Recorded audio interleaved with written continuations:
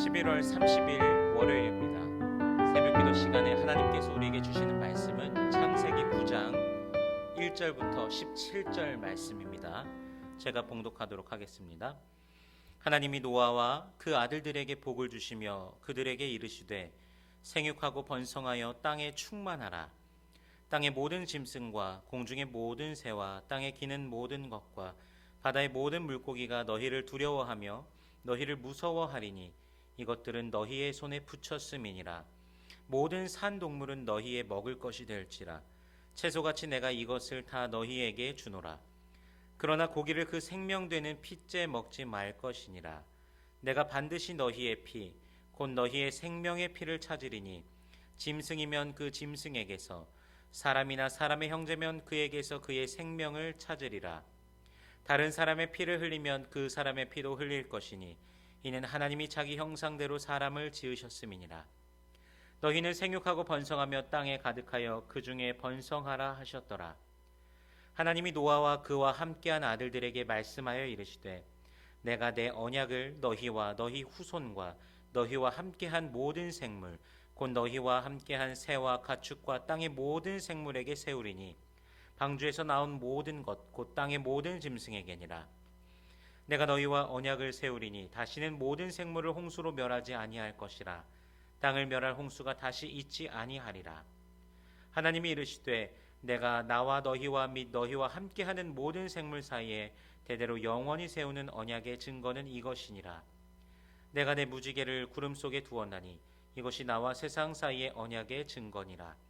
내가 구름으로 땅을 덮을 때 무지개가 구름 속에 나타나면 내가 나와 너희와 및 육체를 가진 모든 생물 사이에 내 언약을 기억하리니 다시는 물이 모든 육체를 멸하는 홍수가 되지 아니할지라. 무지개가 구름 사이에 있으리니 내가 보고 나 하나님과 모든 육체를 가진 땅의 모든 생물 사이에 영원한 언약을 기억하리라. 하나님이 노아에게 또 이르시되 내가 나와 땅에 있는 모든 생물 사이에 세운 언약의 증거가 이것이라 하셨더라. 아멘.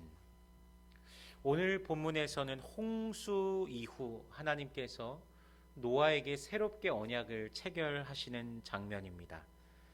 생육하고 번성하여 땅에 충만하라. 이것은 창세기 1장 28절 29절의 반복입니다. 하나님께서 홍수로 온 세상을 쓸어버리시고 창조의 때 시작하셨던 그 마음을 그대로 다시금 가지시는 것 같습니다. 창조의 때와는 분위기가 좀 다르지만 창조된 후의 언약이 아닌 온 세상이 잠기고 모든 사람들이 다 죽고 그들만 살아남은 현장 속에서 노아의 가족들만 살아남은 현장 속에서 하나님께서 그들에게 언약하심은 그들에게 있어서 어쩌면 두렵기도 하면서 새로운 마음이 들었을 것입니다. 천국의 모습이 이렇지 않을까 하는 생각이 들었습니다.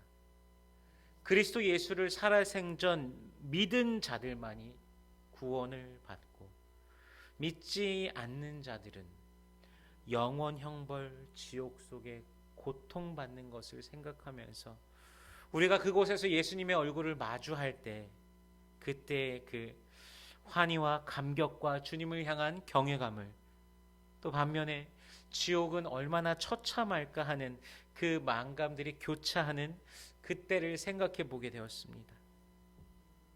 우리 주님만을 바라보면서 우리가 언제 그곳에 이르게 될지는 아무도 모르지만 가서 우리가 서로 만났을 때 어이 왔어 아유 오셨어요 보고 싶었습니다 하면서 이렇게 서로 반겼으면 좋겠습니다. 창세기 1장에서는 생육하고 번성하고 충만하고 정복하고 식물들을 음식으로서 먹으라고 이렇게 명하셨었는데 이제 음식의 부분이 조금 바뀝니다. 이제는 산 그 동물들까지도 이제 잡아서 먹을 수 있도록 하십니다. 동물도 음식이 된 것입니다. 동물을 먹을 수 있게끔 하신 이유는 정확히 나와 있지 않지만 하나님께서 천지 창조 때 하셨던 언약과는 분명히 차이가 있습니다. 인간이 좋아하는 그동안에 그 세월 가운데서 보시면서 인간이 좋아한다고 판단한 것을 할 수 있도록 허락하신 것이 아닌가 생각이 됩니다. 이미 그 범죄함으로 죽은 많은 인간들이 동물들을 잡아먹지 않았을까, 그런 추측을 해보게 됩니다. 그래서 그걸 통해서 아마 그걸 또 이 사람들도 보았을 것이고 또 동일하게 어쩌면 했을 수도 있고요. 그래서 하나님께서 그 정도까지 용납해 주신 것이 아닌가 추측합니다. 그러나 분명히 피는 먹지 말 것을 명하셨습니다. 그 피가 생명과 연결되는 것이기 때문에 먹지 말 것을 명하셨습니다. 신약 성경 사도행전 15장에 보면은 예루살렘 총회가 나오는데요. 이 예루살렘 총회에서도 이러한 이야기가 언급이 됩니다. 예수 그리스도를 믿고 많은 자들이 기독교로 전향하여서 주님께로 돌아오는 역사들, 많은 이들이 주님께 돌아와서 성령도 받는 역사가 일어나는데, 문제는 구약에서 언급하는 율법들을 유대인이 아닌 다른 이방인들도 지켜야 되는가 안 지켜도 되는가가 문제였습니다. 예를 들면 여러 가지 막 정결 예식들 이런 것들이 있지 않습니까? 부정해졌을 때 어떻게 행해야 되는지. 전혀 그런 문화 속에 살아오지 않던 이방인들이 이 모든 율법을 과연 지켜야 되는가? 율법의 멍에를 유대인들뿐만 아니라 이방인들에게도 지게 해야 된다. 그리고 안 된다. 그 두 파로 나뉘었습니다. 계속되는 회의 속에 사실 결론이 맺기가 쉽지 않았었습니다. 하지만 사도 바울이 이방인들에게 행하신 하나님의 역사를 소개를 합니다. 그들이 은혜 받고 성령 받은 역사들을 말하면서 은혜 받은 자들을 율법으로 괴롭게 할 필요가 없다. 그러나 얘기가 진행이 되면서 그러나 우상의 더러운 것과 음행과 목매어 죽인 것과 피를 멀리 하라. 이것만은 우리가 지켜야 된다. 이렇게 결의를 하였습니다.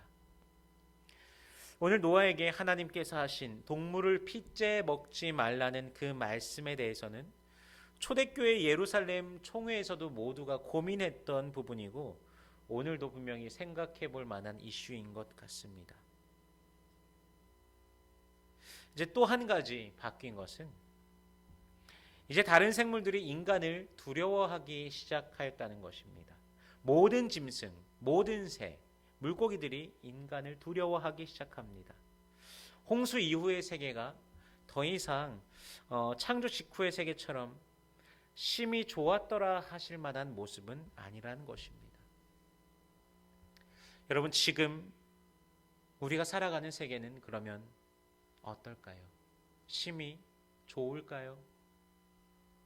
아니면 그렇지 않을까요?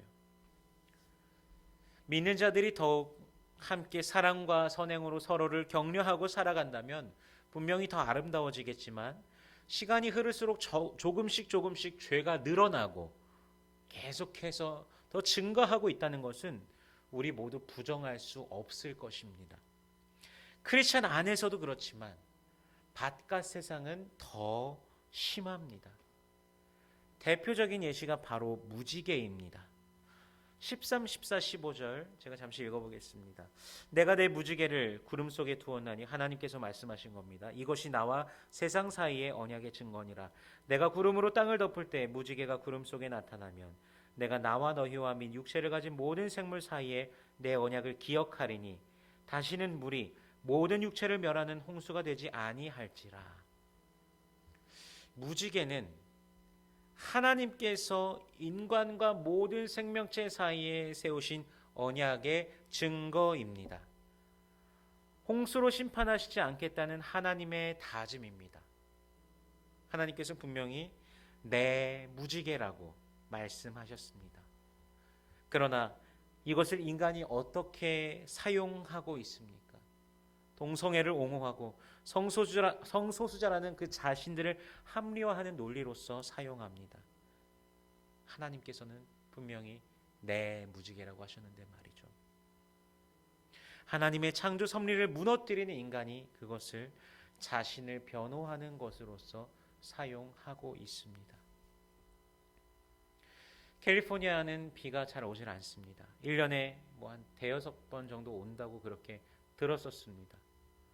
그런데 제가 2017년도에 교단 교육 때문에 미주 장신대 가서 공부하는 동안 그곳에 12일 머물렀었습니다. 근데 12일 중에 6일 동안 비가 왔습니다.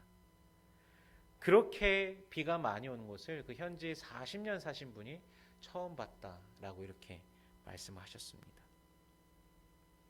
저희 가족이 또 1년 반 정도 그곳에 가 있는 동안 들은 것과는 다르게 정말 수도 없이 많은 비가 왔습니다.